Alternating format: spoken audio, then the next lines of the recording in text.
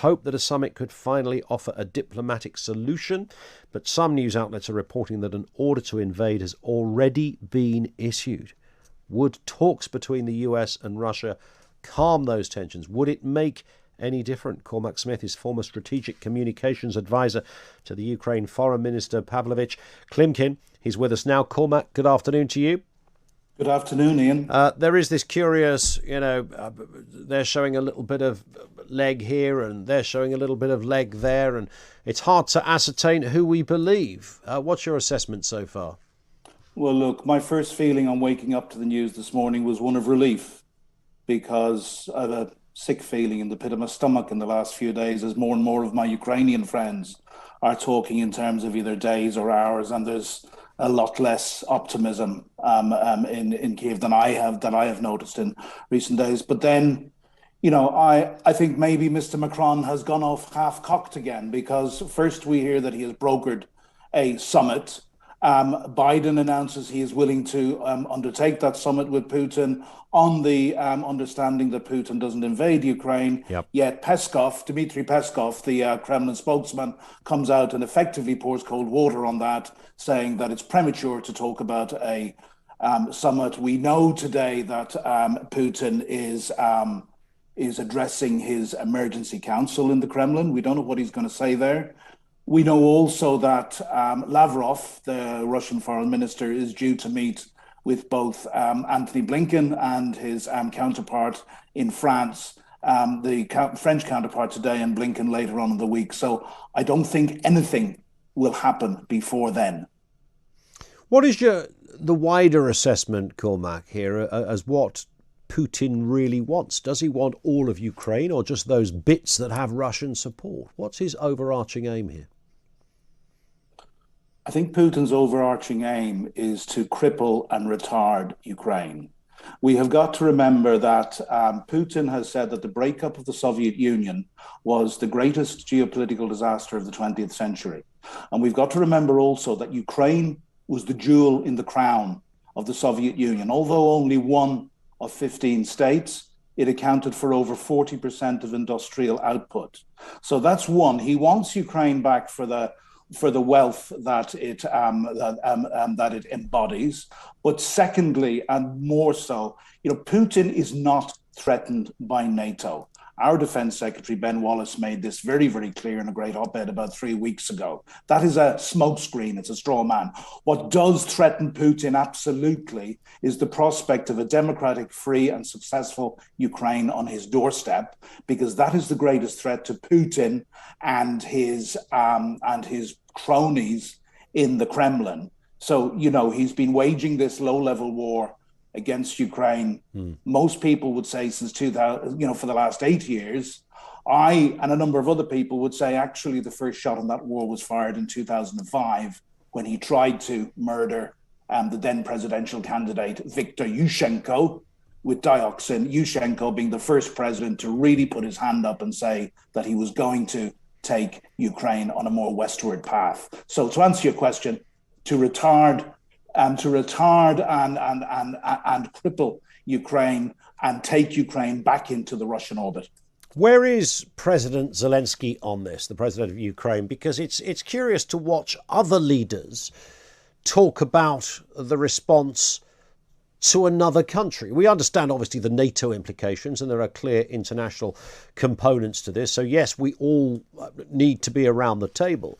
But we hear more from Macron than we do from the president of Ukraine itself. I think there was skepticism around President Zelensky when he first came to power, and there was some fear that he might be in the pocket of a pro-Kremlin oligarch and so forth. But certainly what we have seen so far, he has been very, very clear. And in fact, when he spoke at the Munich Security Conference last weekend, he all but accused Western leaders of appeasing Vladimir Putin. On the basis, the one thing the Ukrainians understand, and most people who have ever dealt with Russia understand one thing: you can only deal with Russia from a position of power and strength. It is all they understand. So therefore, in the context of this new summit, if it happens, it is good that diplomacy is happening. The old British saying, jaw is always better than war. But diplomacy alone will never be enough to achieve a result with Putin and the current Kremlin regime. We must be able to demonstrate to them that their actions will have very, very severe repercussions on them. And today, we hear a lot about how severe sanctions will be. We are arming Ukraine, and this is the right thing to do. But I'm afraid the jury is out on just how tough the sanctions will be and if they will be tough enough to hurt Putin. And just a final question on this, Cormac. You know this terrain well. You've been advisor to the Ukrainian foreign minister on these kind of issues. What's your gut on this in terms of whether Putin is going to escalate his presence and his determination to either take all or part of Ukraine? Do you think he's serious, or is this showboating? Look, Ian, there are wiser and more experienced heads than me who can't honestly call this. The only person that really knows what Putin is going to do is Putin himself. I believe his calculus. I believe that he is not a gambler. He will see how far he can go. We certainly, in 2014, when he illegally annexed Crimea, I think the West let him away with it. You know, there was the Budapest Memorandum, which was signed up to by the US, the UK, and Russia in 1994 to guarantee Ukraine's territorial integrity in return for Ukraine at the time giving up the world's third largest nuclear arsenal.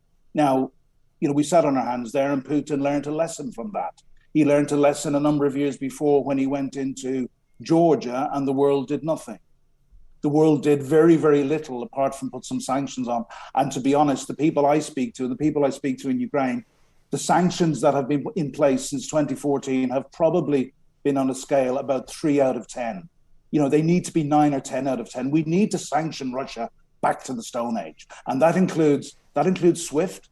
It includes going after the top 50 oligarchs who probably hold in trust $50 billion of Putin's stolen money. Bill Browder, and the architect of the Magnitsky Act, has said, look, that if you want to stop Putin in his tracks, that's what you do. You go after the top 50 oligarchs. We have the law in place and we know where they are. You know, Biden is talking about stopping Russia being able to trade in dollars or sterling. This would clearly hurt them. But I've got to say, from my perspective and the perspective of people I speak to, we're hearing a lot of strong talk. We need to see the detail and we need to see the action. And Putin has got to be made feel fear. Cormac, thorough stuff. Thank you, sir. Always good to talk. Cormac Smith is a former strategic advisor, communications advisor to the Ukrainian Foreign Minister Klimkin. We'll get some response on that as well. 0345